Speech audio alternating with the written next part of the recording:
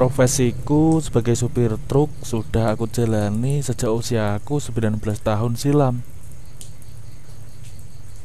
Kini aku sudah berumur 35 tahun dengan satu anak tanpa ibu. Maksudku, istriku sudah meninggal ketika anakku masih kelas 1 SD karena sesak napas. Dan jika dihitung, berarti aku menduda sudah 7 tahun lamanya. Sebuah perjuangan yang tidak ringan bagi seorang laki-laki dengan pekerjaan yang sering di jalanan. Untung saja tetanggaku teramat baik, mau aku titipi buah hatiku satu-satunya. Namaku Nanang, nama kondangnya Nanang Gondrong. Nama paten yang cukup dikenal banyak orang. Aku sudah berjanji tak akan potong rambut sebelum aku menikah lagi. Jadi rambut ini sudah 7 tahun gak pernah aku potong. Aku bekerja ikut juraganku, aneka rupa dagangan. Maksudku tidak melulu satu komoditas. Kadang cengkeh, kadang kelapa, kadang kacang, kadang gaplek, kadang jahe kencur, kadang buah-buahan juga. Pokoknya sak oleh dan sak musime. Juragan laki-lakinya sudah meninggal 2 tahun yang lalu karena serangan jantung. Dan kini usahanya itu diteruskan sama istrinya. Saking lamanya bekerja di tempat ini, aku sudah dianggap bagian dari keluarga sendiri. Hari ini aku mengantar sang juragan kirim buah mangga ke luar provinsi dengan muatan 1 truk penuh. Mangga kualitas ekspor. Kami berangkat lancar-lancar saja, tetapi setelah turun dari hutan jati terdengar suara seperti besi patah. Gimana mbak ini? Nginap di mana? Di truk saja ya, sambil menunggu besok pagi cari alat-alat, kataku pada juragan ketika as trukku putus di jalan di daerah pinggiran hutan. Gak bisa maju lagi sampai dekat rumah sana itu nang, tanya majikanku. Ya gak bisa mbak, kan asnya pedot, putus, kataku. Apes bener deh aku malam ini, padahal paginya dagangan sudah harus sampai tujuan. Malam itu kebetulan hujan deras sehingga terpaksa berhenti total.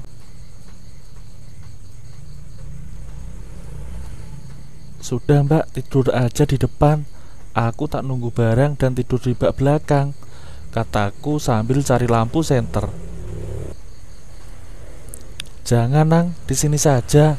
Aku takut kalau kamu tinggal sendirian, katanya sambil minum air botol. Kan bisa toh kursinya direbahkan, kata juraganku. Bisa mbak yang itu, tapi yang ini kebetulan rusak, belum sempat memperbaiki, kataku sambil menunjukkan jok kursi. Bingung juga nih, pikirku. Aku harus menghormati majikan, sementara majikan malah melarang aku tidur di belakang. Terus mbak tidur di mana? Tanyaku. Sudah lanang, jangan khawatir, yang penting iso merem, jawabnya. 1 jam, 2 jam, hujan gak reda pula. Setelah ban aku ganjal secara aman, kemudian aku masuk lagi ke dalam truk, walaupun bajuku setengah basah. Saking ngantuk dan payahnya, sekejap kepala ku sandarkan, langsung bablas tidur, dan gak ingat apa-apa lagi, seperti orang yang terkena sirep.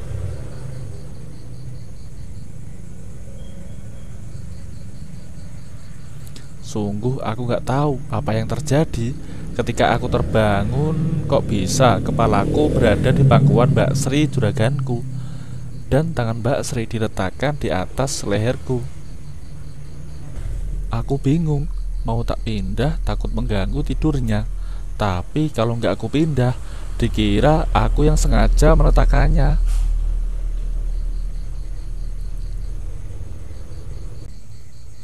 Pagi sudah datang, aku segera mengecek kendaraan. Aku langsung mencari tahu toko onderdil terdekat lewat aplikasi.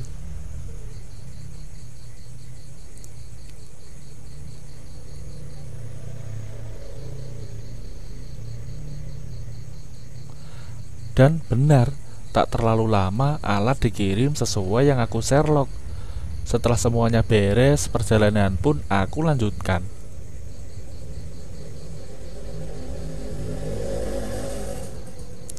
Sudah beres semua, Tanang? Tanya Mbak Sri.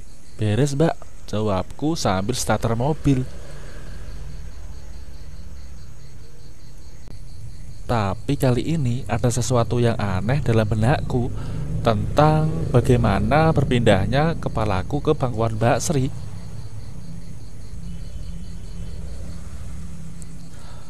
Aku takut jangan-jangan Mbak Sri berpikir yang jelek tentang aku. Nang, kok ngelamun toh? Nyetir, bahaya loh.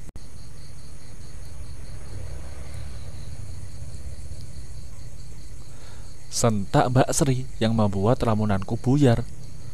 Gak usah dipikir pusing-pusing, kalau jodoh tak akan kemana, katanya sambil melirik ke arahku. Gitu ya Mbak, tapi apa ada Mbak orang yang mau dengan buruh sopir seperti aku ini? Tanya aku sambil melihat spion kiri. Ya mestinya ada lah Nang, namanya saja rahasia ilahi. Ya mungkin belum diperlihatkan jodohmu oleh Allah.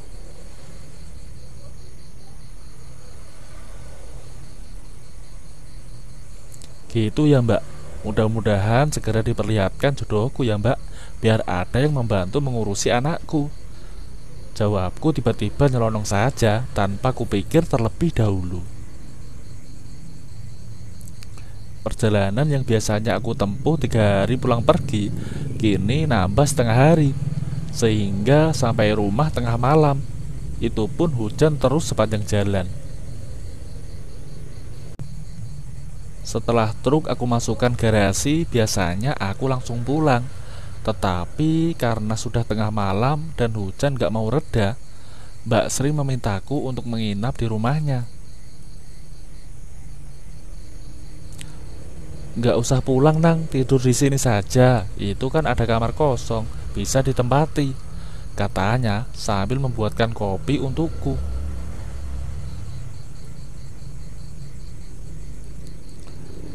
Dah nyantai saja, aku tak mandi dulu.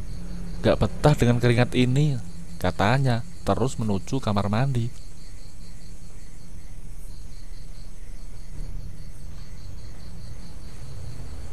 Tiba-tiba HP Mbak Sri berbunyi. Tapi mau aku angkat, aku gak berani. Aku biarkan saja berdering, dan akhirnya HP-nya mati sendiri. Saat mati itulah kulihat fotoku ada di wallpaper HP-nya Mbak Sri. Loh, ini kan fotoku, kok di wallpapernya Mbak Sri? Tanya aku dalam hati.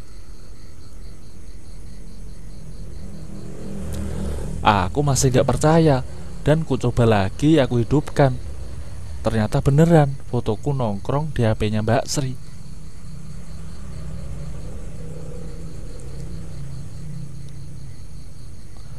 Tapi kuperhatikan wajah Mbak Sri agak kemerahan, seperti orang malu begitu. Sudah Nang, giliran kamu yang mandi, katanya sambil buka-buka HP-nya. Begitu aku habis mandi, aku dipinjami pakaian bersih. Pakai ini Nang, ini kaosku tapi kebesaran, pas paling buat kamu, katanya sambil menutup lemari pakaian. Kupakai saja kaosnya dan ternyata pas untukku. Hujan sedikit reda, aku bermaksud mau pulang, walau sudah jam setengah 2 malam.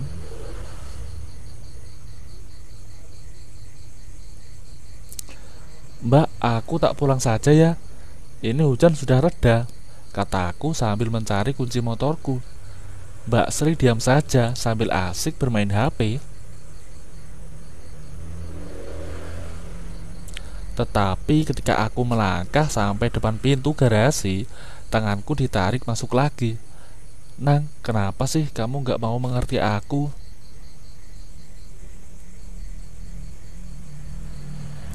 Kenapa kamu terlalu egois, tak mau tahu tentang aku? Kenapa kamu terlalu jahat menyiksa perasaanku?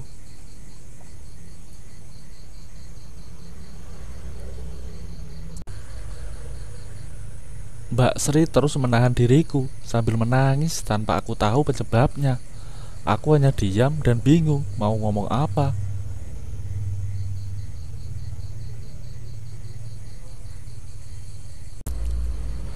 Maaf Mbak, mungkin Mbak Sri bisa menyebutkan satu saja salahku apa. Kok aku dituduh yang ini yang itu? Aku bingung Mbak, tanyaku dengan terbata-bata. Tanpa kata aku ditarik dan diajak duduk di kursi lagi. Nang, maafkan aku jika terlalu terbuka mengatakan ini.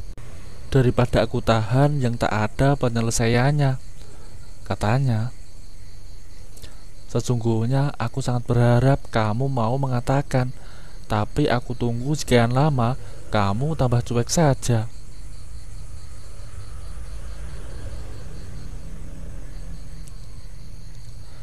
Dan malam ini aku ingin berkata jujur bahwa aku sangat menyayangimu.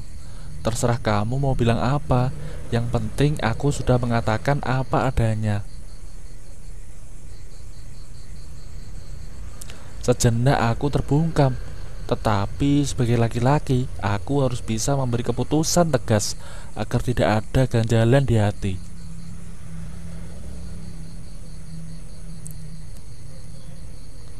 Maaf Mbak, apakah kiranya aku yang buru sopir ini pantas mengharap majikannya?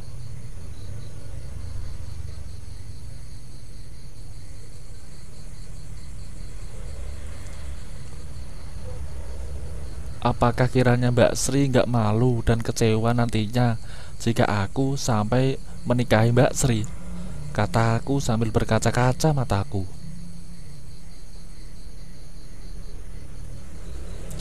Melihat air mataku mau jatuh, Mbak Sri mengambilkan tisu dan menyekanya ke mata dan pipiku.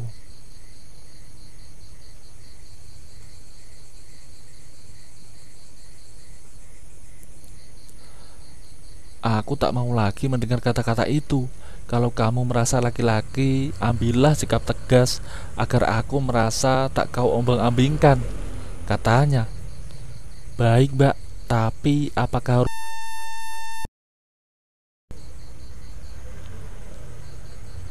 Aku tak ingin terburu-buru menjawab. Biarlah waktu yang akan membuktikan bahwa majikanku benar-benar mengharapkan aku.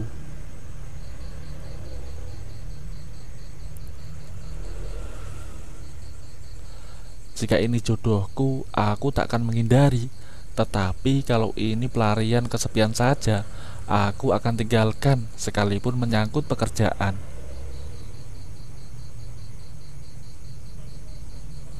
Aku harus ngomong apa lagi, Nang?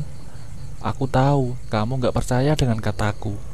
Tetapi tak apa jika itu yang kau mau.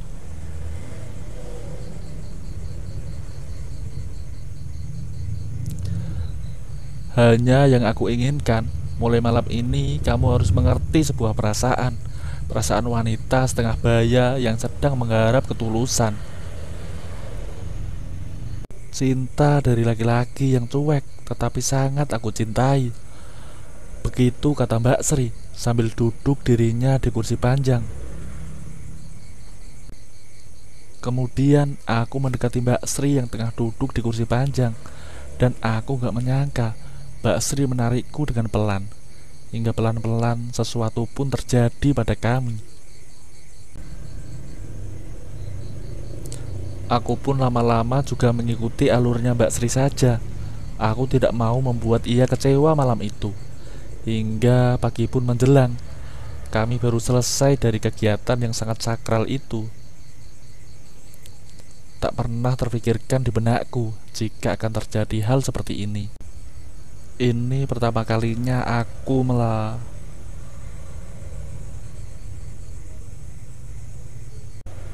Gimana menurut kalian para sahabat? Apakah aku harus menerima cintanya majikanku yang cantik dan kaya itu? Atau sebaiknya aku mencari wanita lain yang setara dengan pekerjaanku ini, hanya sebagai buruh sopir? Tulis komentar kalian di bawah ya. Terima kasih.